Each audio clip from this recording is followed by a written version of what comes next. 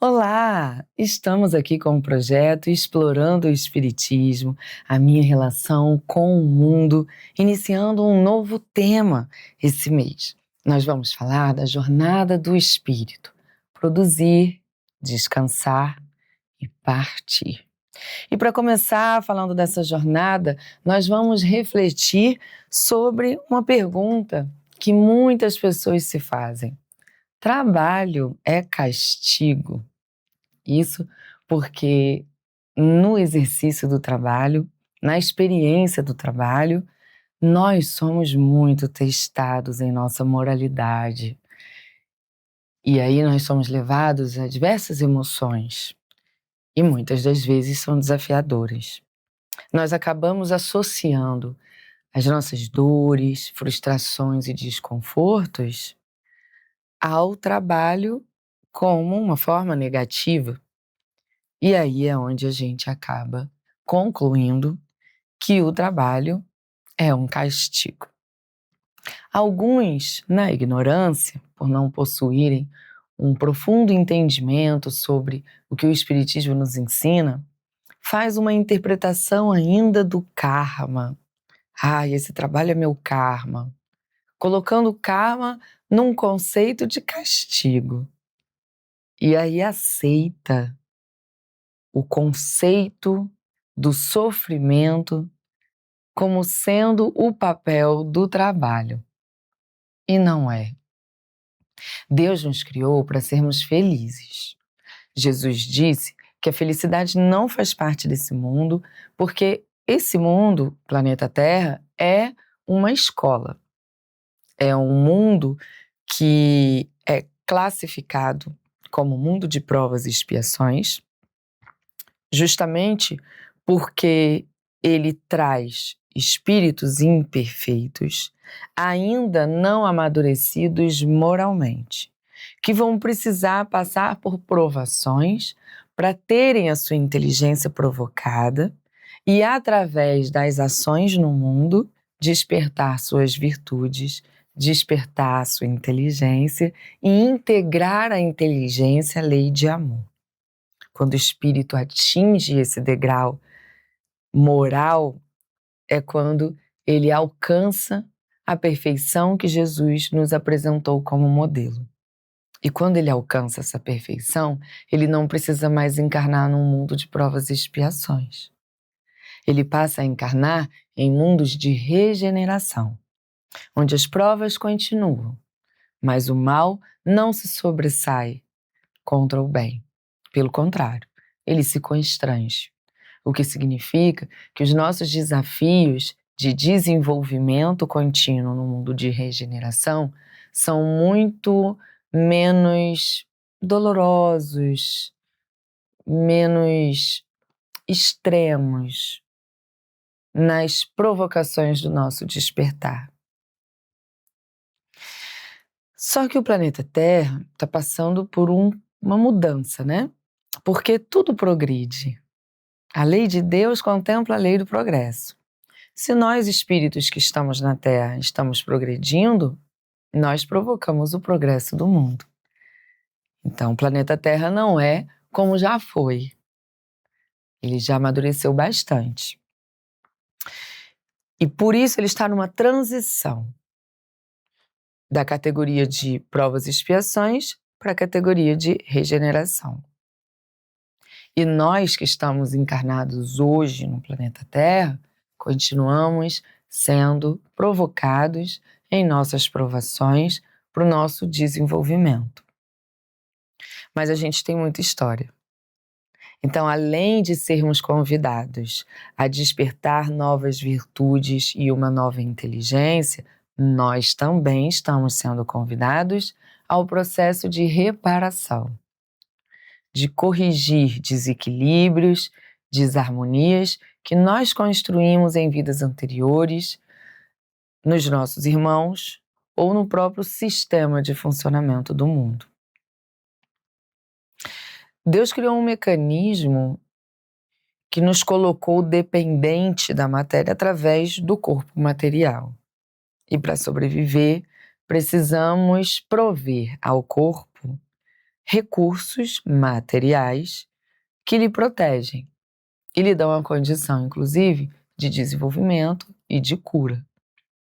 São as roupas, o teto, o alimento e os instrumentos que nos atendem às nossas necessidades físicas, nos promovem bem-estar e assim vai. Só que para adquirir a matéria, nós precisamos fazer uma troca, né? Eu entrego a matéria para usufruir da matéria. Eu entrego a moeda para conseguir adquirir o que a matéria oferece. Seja o alimento, que é uma necessidade básica, dos recursos fúteis, que não são necessários, né? Mas muitos possuem interesse. E aí vem a necessidade do trabalho, né? Mesmo que nós não tivéssemos esse mecanismo capitalista em que estamos inseridos, o trabalho sempre se fez necessário. Para eu me alimentar, eu tinha que recorrer aos recursos da natureza. Se eu ficasse parada, eu não conseguiria me alimentar. Deus criou esse mecanismo da dependência, da ação no mundo, para usufruir do mundo, justamente porque senão nós não desenvolveríamos a inteligência. Se eu não precisar agir para usufruir do mundo, eu vou ficar parada. E se eu ficar parada, eu não desenvolvo novas inteligências, novas habilidades, nova moral. Portanto, o trabalho é um grande aliado no nosso desenvolvimento espiritual. Primeiro, porque somos inteligência, vamos lembrar disso, ok? O espírito é uma inteligência. Como é que a inteligência vive sem agir? Como é que a inteligência segue sem imprimir o que ela é? A inteligência. Então, é através do trabalho que nós colocamos a nossa inteligência em ação, favorecendo o mundo. Por isso é muito importante entendermos que o trabalho é aliado, porque é através dele que eu coloco no mundo a minha inteligência, que eu me torno útil ao mundo, que eu me torno útil a mim, porque viabilizo minha sobrevivência e o meu bem-estar, e eu me torno útil aos meus irmãos, ao próximo. Mas como eu vim para desenvolver o que eu não tenho desenvolvido, né? Eu preciso despertar virtudes que eu ainda não sei utilizar. Eu preciso despertar habilidades que eu não tenho. O trabalho sempre vai me provocar a vivenciar desafios. O trabalho sempre vai me colocar frente a desconfortos. Porque eu terei que lidar com algo que eu não tenho habilidade de lidar. Eu terei que interagir utilizando de uma virtude que eu ainda não tenho despertado. Quando eu enxergo o trabalho como uma oportunidade de desenvolvimento, eu tiro essa ideia ilusória, essa fantasia, essa revolta de que o trabalho só me causa problemas. Pelo contrário, através dos desafios que sim, nos provocam mentalmente, fisicamente, emocionalmente e nos levam a estresse exatamente por conta desse exercício contínuo que a gente tem que ter para sair do outro lado, para solucionar, para resolver. É natural que nós sintamos dor nesse processo. E a dor faz parte da transformação. Se você trabalha e no seu trabalho você não vivencia desafios, provavelmente você estacionou no seu desenvolvimento. Como um conservador, uma conservadora, com medo de sentir, de vivenciar os desconfortos, você procurou a situação mais estável. Está sempre, como que se diz popularmente, em cima do muro, não promove ações, não promove soluções, não se coloca no lugar da humildade de reconhecer as próprias necessidades de desenvolvimento, não tenta fazer diferente. Está sempre com medo, se protegendo dos desconfortos do desafio. Estacionou no próprio progresso por medo de viver o que você veio viver, a transformação, que é o objetivo da vida no mundo. Quando você consegue enxergar o trabalho como um aliado, você passa a ver sentido nas experiências que o trabalho te propõe. E os desconfortos, as perguntas sem respostas, as problemáticas sem soluções passam a te motivar, porque você sabe, frente a este desafio, que esse desafio está te chamando para um novo passo de aprendizado.